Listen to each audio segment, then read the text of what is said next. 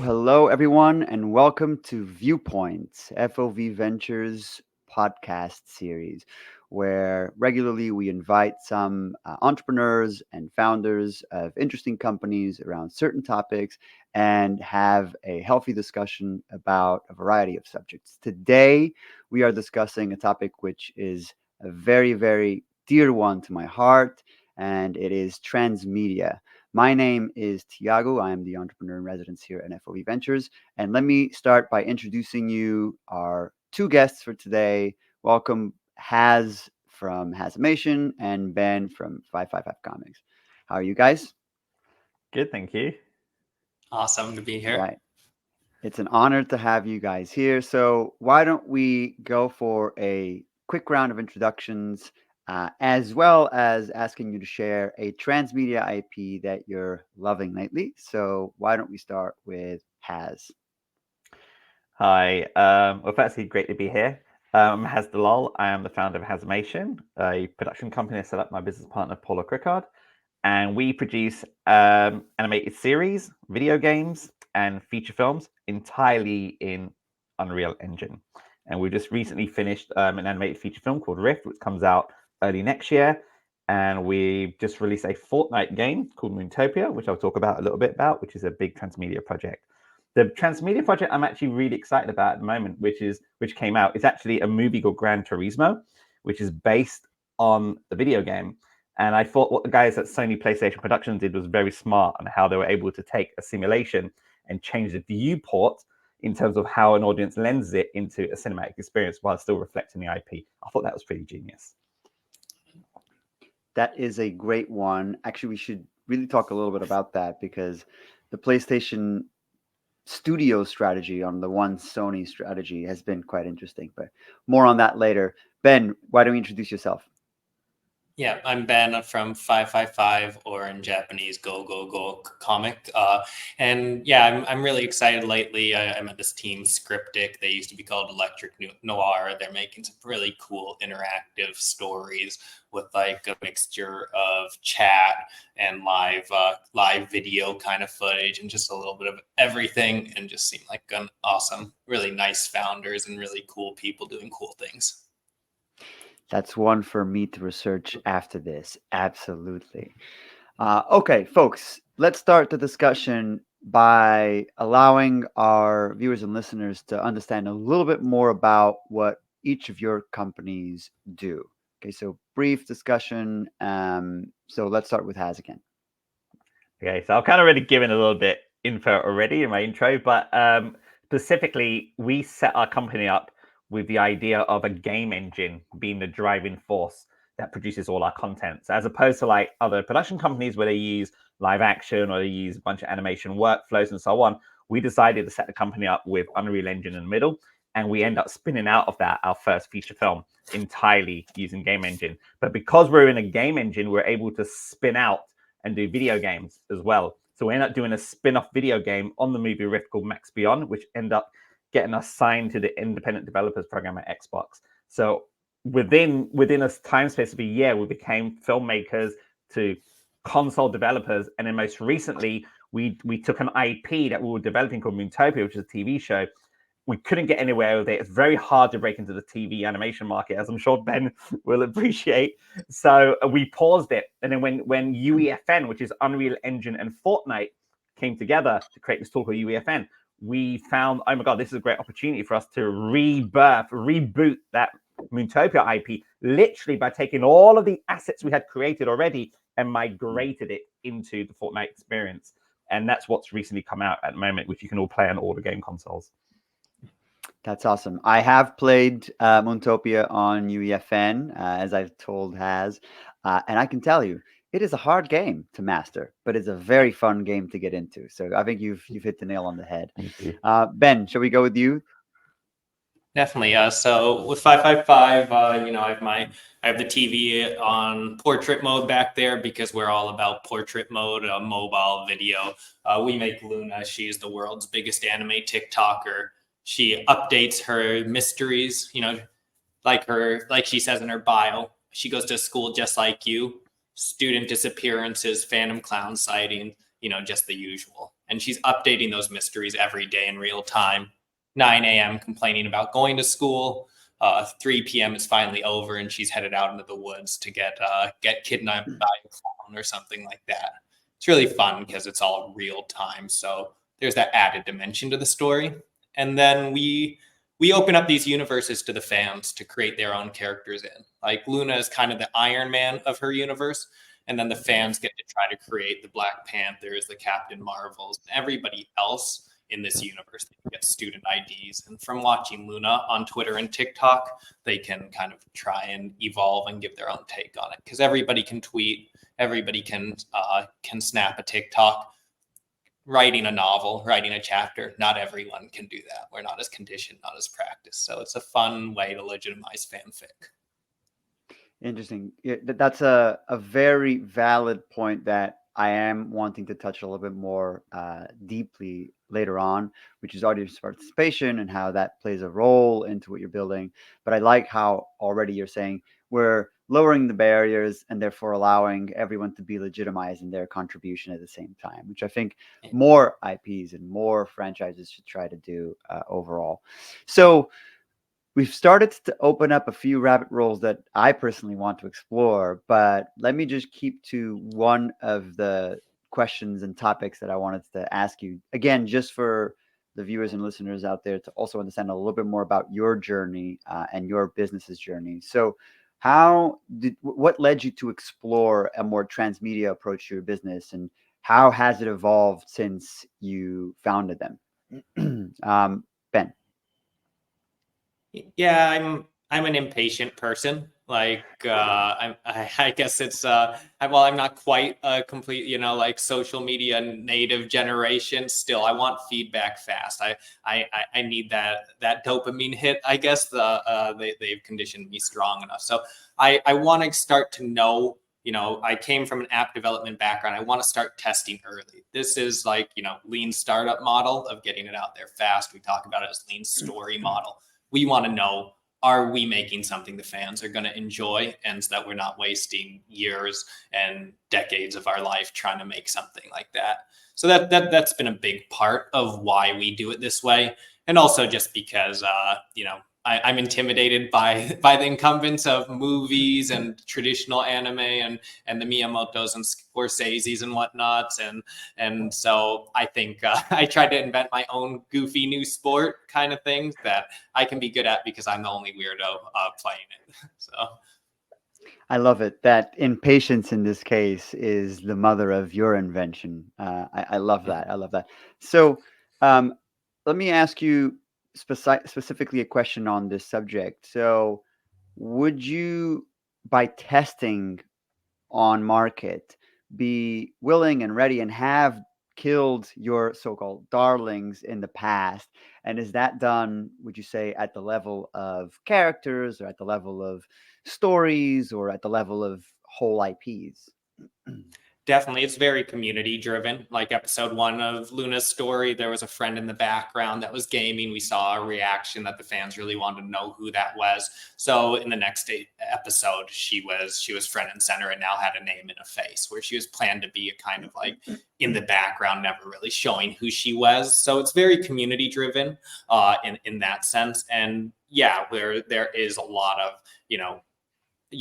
what you see today started production like 4 to 6 weeks ago and finished production maybe a week or 2 ago. So it's very fast turnaround times where we're adapting to that. And that does mean some past, my Rob Pareda from our team has an old Yeller metaphor that he likes to use, a very American book maybe, but I'm not going to repeat it here. It's a little rough one, but yeah, a lot of stories have had to be put to rest. So. I can only imagine the old Yeller metaphor there. How about you? How have you brought in a transmedia approach to what you're doing? It's really interesting hearing your story, Ben, because I kind of resonate with the impatient thing as well, especially when you're like an indie creator. You're not like a massive studio. I think for us, we actually fell into transmedia by accident, actually. It also actually started from making the animated film Rift in a video game engine. And we built everything super high resolution. Like all our characters are built in high res because it's film quality, right? But when it came to making the game, it was so easy to be able to take those high resolution assets and move them to game environments, because back in the day, making a video game, you had to create something called LODs, level of detail. So if you would create 6 versions of that character, super high res for close up, and then different resolutions. And if it's in the distance, it's a tiny little blocky version all the way in the back, right? Or it's on a card, right? Camera facing. Whereas in things like Unreal Engine, you just bring in the high res model and it does all those level of detail for you. So when we started, so what happened was I wanted to animate a car chase sequence. So when you see the trailer of Rift, you can see on the website, there's like a big car chase. And I'm not Pixar level animation level, qualified. To get the suspension of the cars and all that, we didn't have the time, because usually time equates to the budget available, right? And the budget was very, very, very tight on this. It was our pandemic movie done in a game engine with a team of like 8 to 12 people. So that already gives you a scope of like making an animated film for that amount of people already. It's tight. So I plugged in the controller. One of my development guys created a bit of code that allowed me to control the car. While we're driving the car around and getting all these really cool shots and stuff, we're creating keyframes that will be baked into the animation timeline. Now that was cool, but what was even cool was it was so fun to play that. So we're like, why don't we make a game out of that? So it just came like a natural progression. And eventually people were saying, hey, that's Transmedia, right? I'm like, is it? Oh, I thought Transmedia was like, you do the comic book version and you do the whole universe thing. He goes, yeah, but you've created an entirely new way of looking at the story through a different lens. You're looking through a video game lens now, where there's player agency. Whereas in a movie, you force the audience to look where you want them to look, at which point to trigger a certain emotion, whether it's a sad emotion, a happy emotion, an uplifting emotion, an edge of the seat emotion. Whereas in a game, you don't have that control. You have a certain way of guiding them, but the player can go anywhere they want, right? So that became a new way of exploring. That became our transmedia model. And essentially, we're like, oh my God, this is great, because now I don't have to worry about, it's what you said, Ben. Loads of things got cut out the story, right? Well, it's the same for us. We wrote this movie called Rift. 90 pages, 92 minutes of footage we could create for a linear story. But essentially, we wrote 300 pages of content, with the writer, which end up getting on the chopping floor. And we're like, oh my God, but we can't cram it all in. When we made the video game, we went back into all the stuff that got cut out, went into our Evernote notes, all the stuff. We're like, oh, we can put that in the game. In fact, in the game, we can play as the different characters, because in the movie, you can only follow kind of like one POV, right? The protagonist. So that became our entry in Transmedia. And I have to say, we're loving it. And it's inspired our business model even today. That's awesome. There's a few things that I want to pick up on. I love that both of you have already touched in different ways, in different lights, around how audience participation, audience agency is key to what you're doing and how you approach this. I find it unsurprising that when connections are done to discuss the transmedia phenomenon, if you want to call it, or this buzzword, they all kind of revolve around audience participation, audience agency, and a different way of approaching that perhaps linear TV or fixed narrative feature films have not yet delivered on. But one thing that I saw you say is that you kind of fell into transmedia, if you will. I really like that, and I want to pick a little bit more on that. You said that you were an Unreal Engine first studio, if you will, creator. How much of that fall, from what I understand, into transmedia was driven by technology, right? How much do you think that right now we're talking about this buzzword of transmedia because of technology, because of the advancements that technology have allowed us as creators? And how much is that more of a market thing that is driven by the demand of consumers and fans out there to want to go deeper into specific franchises or specific IPs that they love? I think it's both, dude. There's always been a demand, right? Like even in the world of comic books, when I remember reading one of the first X-Men comic books, I'm like, oh my God, I would love to see a story of this character. And then several months later, you go to a comic book store and there's a specific issue about that character, right? So I think that's always been there. But, I remember hearing the word transmedia when it was like, at least 10, 15 years ago. I mean, it's been around for a while. And it has always been like, oh, we've made a book version of the movie. We've made a comic book version of the movie. We've made some stickers or something like that. And whereas video games were always seen as adaptations as opposed to like a transmedia model. And it's always very expensive as well. You've got to be back in the day, you had to be like a really well-known IP or a franchise in order to actually play in the world of transmedia, in order to get the biggest mass, right, of audience. Whereas today, firstly, we have technology, right? The fact that I am building an entire movie in a video game engine and I am not waiting for days of rendering in order to see stuff.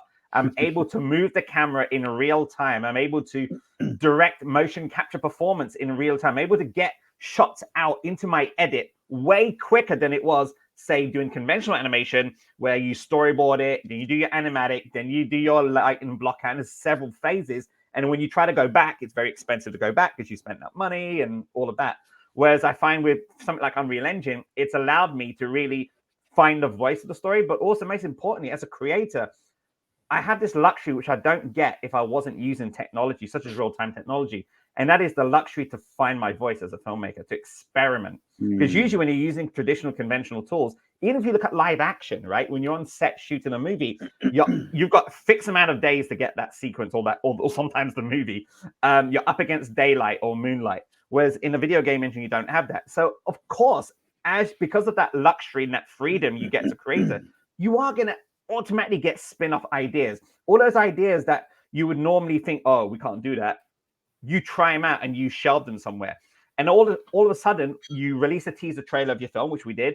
And I was like, oh, God, this is so cool. We love the red robot. He's so badass. We're like, oh, we didn't write any lines or story for this red robot. But a lot of people on Twitter and Instagram love it. So we do a spin-off video game of it because we have the asset. So a lot of it is audience-driven as well. And thankfully, because of the world of TikTok, Instagram, Twitter, well, now X, Facebook, and all of those amazing ways of getting to your audience, which, Ben, you totally resonate with, because I can hear that's how you work as well. It means that I'm not just creating something that in my head thinking, oh, it's going to be great. I just hope the audience like it. I can test it as early as I can. And I can get feedback. And this is what happened with Mootopia, the Fortnite game. It was just a game demo we put online. And people started giving feedback, and then we started changing stuff. But we were able to change stuff so quick within 24 hours that the community felt like, oh, these guys are engaging with us. They're creating content that we want to see in their world. That's a whole different way of working. And that's a fantastic way of working in today's generation of content creation. That's awesome. That's a fantastic summary of what you're doing. Ben, I'm going to roll the question over to you as well with regards to technology versus audience being a pull as to this transmedia. I want to call it buzzword for the rest of the podcast, even though it's been around for quite a long time. Yeah. It's going to where people are. It's meeting them where they are. It's that's why we go to social, and social is somehow fiction still hasn't caught up to social. From back in the day, you saw the Nickelodeons, not the kids TV station, but it was just filming real life events. You'd see a horse running by, you'd see a car going by.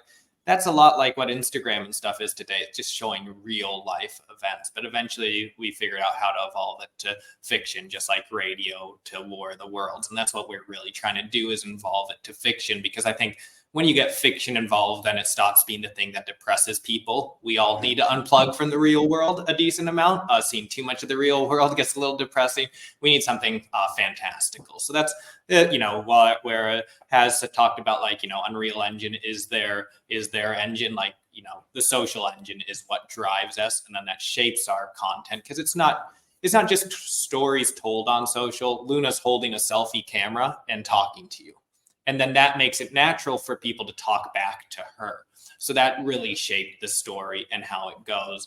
And then when as talking about, like, being able to do things a lot faster, we're using Live 2D as part of our pipeline, which is the VTuber software that a lot of these anime girls and boys, primarily anime girls a lot, are using for their VTubing software. And so it's sped things up a lot. We do frame by frame animation, but it also just makes the anime feel more accessible again, because people are used to talking to a VTuber, whereas when it's a polished Ghibli or Ghibli, however you want to say it, style animation, it feels far away. So it's that level of roughness, and being right there on platforms where people talk is key in driving our story structure. I love it. We've kind of come back to audience as a key driver pull, as well as a key factor of the strategy or tactics that you revolve around when you create your content, when you create where your IP is. And one of the questions I know that we wanted to discuss is around audience participation and how much it plays a role in what you're doing. I think we've already skirted around and mostly worked around this question, but on that one, I'm going to be more of an open-ended question on this. Is there anything else that you haven't spoken about that you find is important to discuss for listeners and viewers who are listening to this, that is maybe an insight that you've gotten from working more closely with audiences and fans, from creating products that are targeted to be inviting and open, as you mentioned, Ben, to the audience and fans? Is there anything from the work that you've been doing that has been a nugget of a golden insights that you've discovered lately?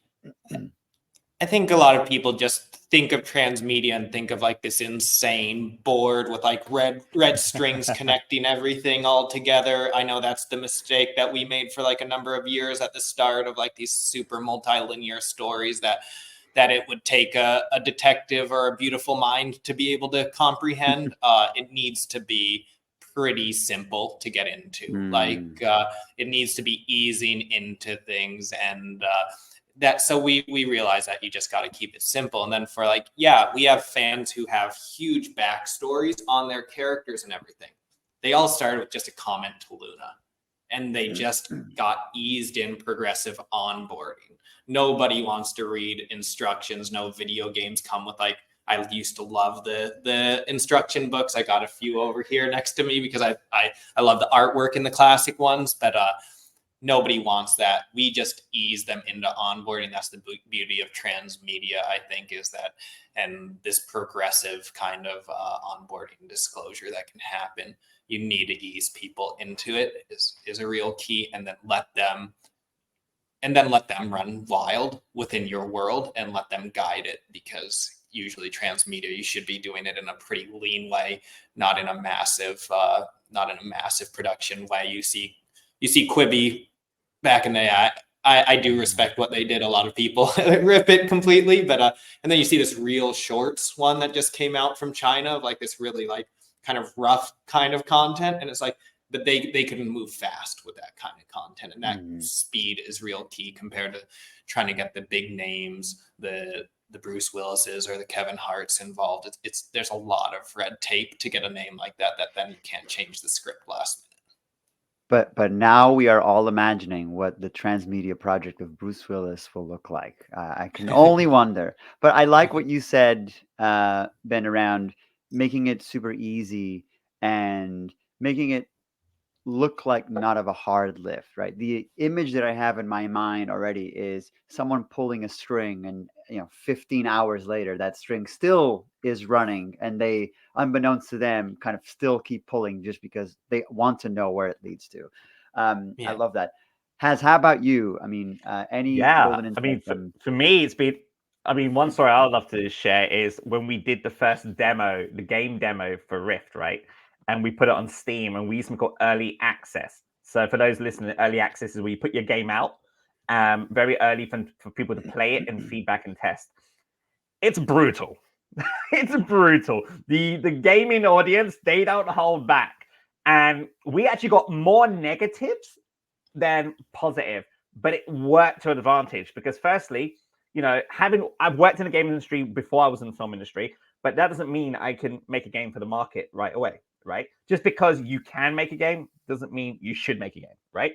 So we put it out there and we got loads of people go, all right, it's a cool concept, but this sucks. The collision sucks. We took all of that. Now we could have easily gone, oh, guess we're not making games then. But we like, no, let's take all of that stuff, fix all of that stuff, and put it back out there and see the reaction we get. Now, if the second time it comes out and people hate it, then we don't have a product that people want, right? And it worked out that we fixed it. We moved from one engine version to another engine version. We fixed all the collisions. But most importantly, resonate what you said, Ben, was we de-scoped. We originally had this grand idea of making this big Last of Us type video game with huge worlds and everything. For an indie developer, that's insane because the audience expectation is huge. They're not going to look at a game and go, oh, that's a low budget game. You know, I'll be nice. Or they're going to treat it like a Last of Us or Spider-Man. So you got to really make it very clear that this is an indie game. It can look good. So, but it's got to be scoped. So we scoped it down. We kept it very simple. We then put it back up there and people go, oh, this is a cool game. Now this works. So if anything, the audience kind of drove us to really rethink our design process, but most importantly, rethink our design ethics, which I think is very important because we could have easily gone, no, screw them. We're going to make the game we want to make. But in reality, you're making the story, you're telling the story that you want to tell, but you're making it for them. You're not making it for you. So that was one big thing. The other thing is when we did our game Utopia, Fortnite game, we were watching on TikTok and Twitter. That's where most of these Fortnite players hang out and they record their videos, Twitch stream and all of that. Some of them were kind of funny. And they were playing it and it was really hilarious because you see a few people playing it. And originally in the game, you had to get free keys in order to unlock the shuttle. And we've found that people were getting the keys. Another person shot that person, the key would fly out to the end of the map and that's it. You cannot complete the game. And people were really frustrated. They were like, well, that's a problem. So within 24 hours, we redesigned. Instead of picking free keys, you now have to collect the number of coins. Whoever has the number of coins can get the shuttle. All of a sudden, that had better play agency. It had much more of a ticking time effect because people love to like having time obstacles. They love time competitions, very competitive. And that took it to a way better level than it was before. So again, the audience drives a lot of the content, especially in game development, but also for linear narrative like what you're doing, Ben. I think going forward, we have to be so much more engaged with the audience in order to know what we're making. Because even investors and financiers we speak to are like, what's the metrics? And your metric is only based on audience participation, player retention in a video game, or number of views in a short, right? Yeah, that's a very interesting topic you just opened up, which is for businesses like you, what are the key metrics that investors or interested parties such as commercial partners look at, right? And from what you're telling me are not that dissimilar to what a game metric tends to be, right? Exactly. And this kind of leads me to think that a lot of what we're discussing now borrows from the industry of gaming, which has been developing steadily at a very fast pace for quite a long time and has in the last few decades become more present in the cultural zeitgeist of our respective societies. As you mentioned, we have, for example, PlayStation doing the Gran Turismo movie, right? Which essentially came from a game IP, which I remember playing when I was a kid. And of course, PlayStation Studios is not just Gran Turismo. There are other movies coming out of them. Ghost of Tsushima. There was the Last of Us show. Mm-hmm. So this is not necessarily something new, as you mentioned, Has. I also like the point that you mentioned around how you are very able and fast to iterate based on feedback from audiences, which again, I think game studios have been able to do some historically. Say, for example, CD Projekt Red, which was officially canned when Cyberpunk came out, tried to turn it around and somewhat successfully turn it around.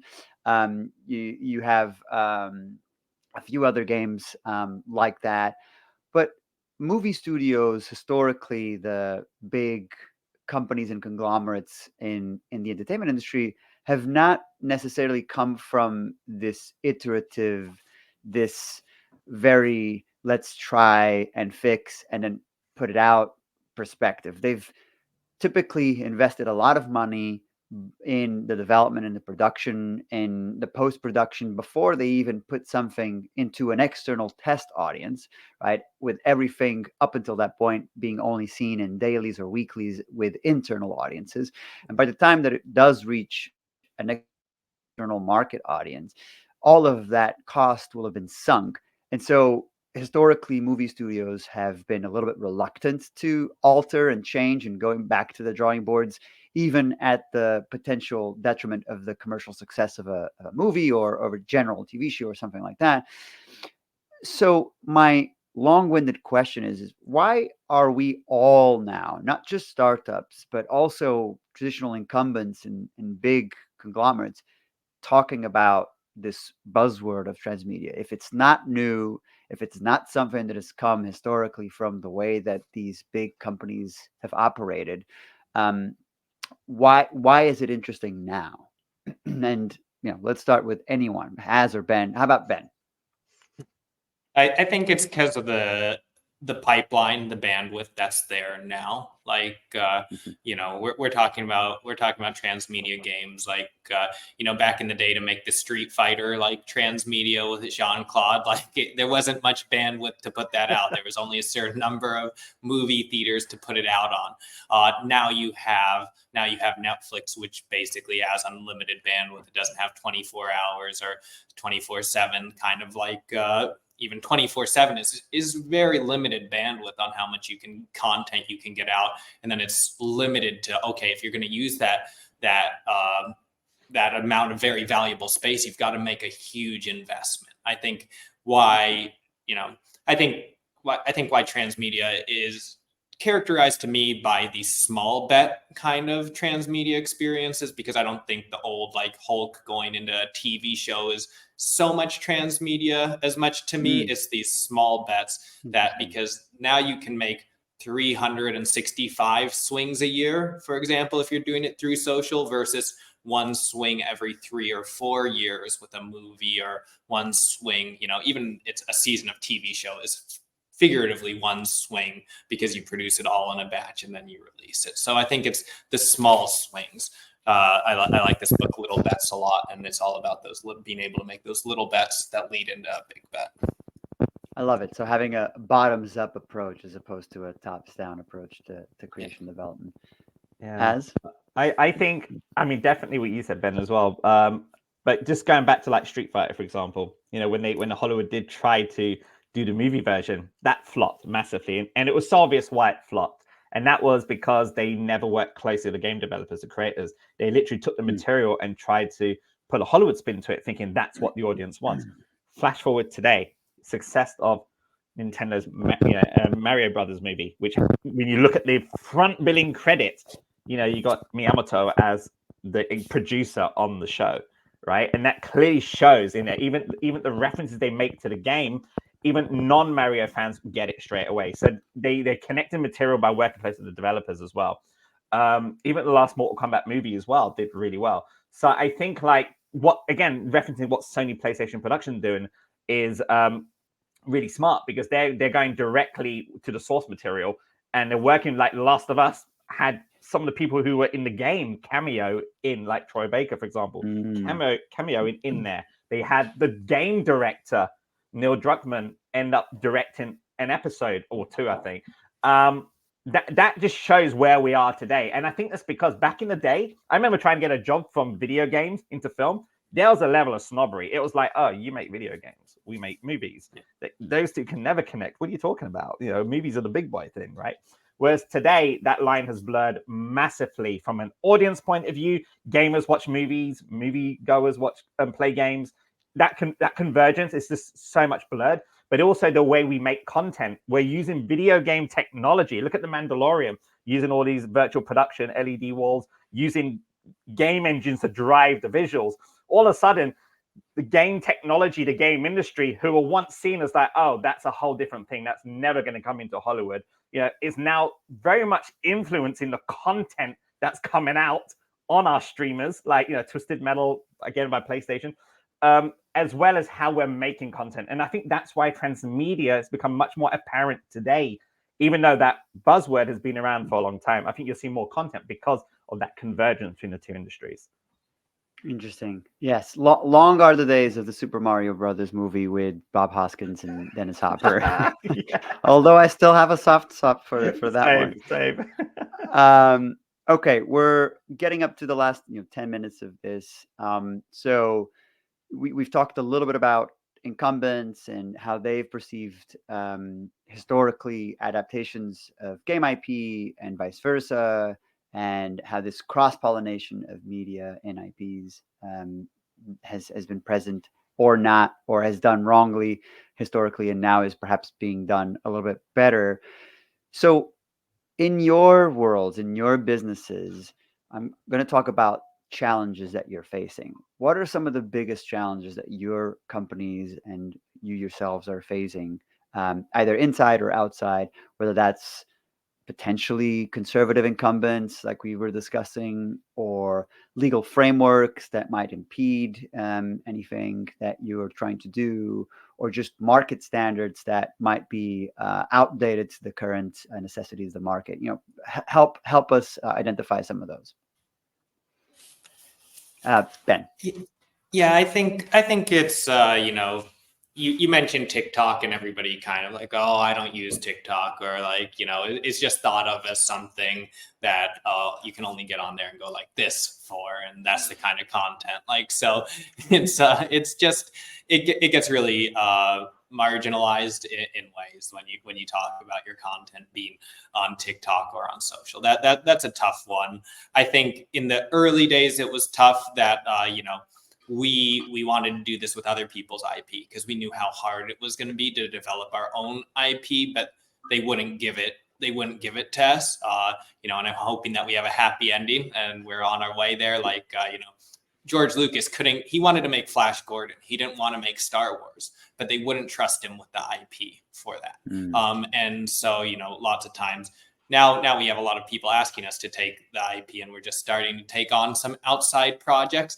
But in the early days, it was just like, oh, we don't want to do this with our own IP. We know that's going to be a chicken and the egg problem, but eventually we were able to crack that, and now we have a number of universes. So now it's the oh, do we build our own or do we keep going with others? And then trying to take fanfic out of this black market or gray market at best and make it something.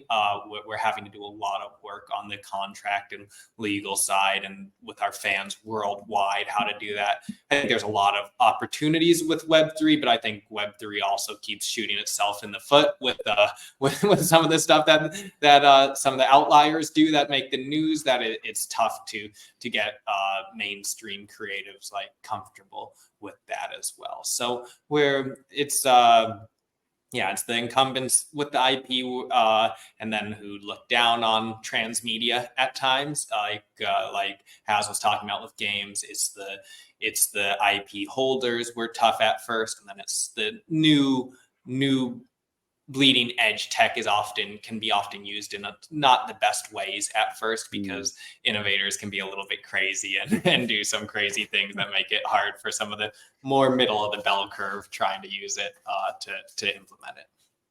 And Ben, just to quiz you very quickly, sorry, Has, on something that you mentioned with regards to now the incumbents reaching out to you to potentially have their IP being run through your model. Supposedly you've seen a softening of their stance around how to safeguard their IP. When you're having these conversations, are you also having to soften your stance about your model to meet in the middle, or are you keeping to, or trying to keep to, your original perspective and saying, I will work with you, but it has to be on these conditions? We're trying to keep it, but we know that like we did some tests early on, and just like the production cycles of how fast we can be when working with an outside IP and with a team that for approvals makes some of our agility a little bit more difficult. So we do have to bend in certain ways, but that's part of learning how to play a new game and leveling up. So understood. Thank you. Haz, keen to hear I your was answer. just gonna echo what Ben was saying in terms of like taking external IP and the legal framework and so on. I think it takes a certain culture as well, right? So like, okay, here's a good example. Adi Shankar, the producer who did Castlevania, the Dread movies, the Bootleg Universe, Power Rangers, the YouTube thing, which is phenomenal. He's got this new show called Captain Laserhawk Blood Remix. And essentially, he went to Ubisoft and Ubisoft gave him the keys to every IP and said, remix the hell out of it. So you got Splinter Cell, you got Rayman, you got every Ubisoft character in there with different perspective. That is actually a very, very good example of taking a risk as well, like creatively, legally, and all of that, but getting the trust from the likes of Ubisoft. Say, hey, take our IP, do a remix, like doing a mixtape, but remix the hell out of it, do something creative that we wouldn't have thought of.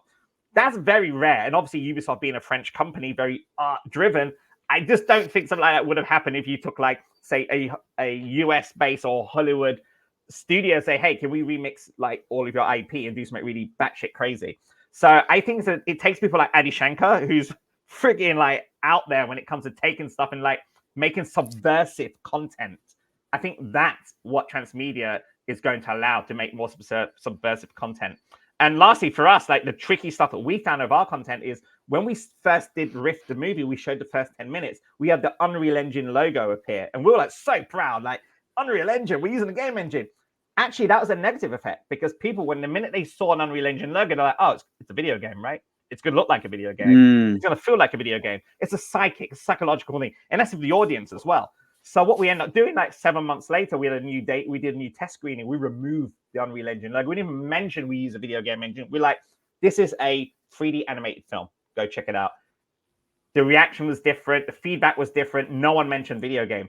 So it's like a double-edged sword because it's so good using video game engine for all the reasons I've explained earlier. But also at the same time, I don't think like the investors, financiers, people, or even the audience are so used to cinema are going to get used to the fact that you're using video game engine to create content. I think it'll take a little bit longer, but I think it's going to get there because thanks to the world of Transmedia.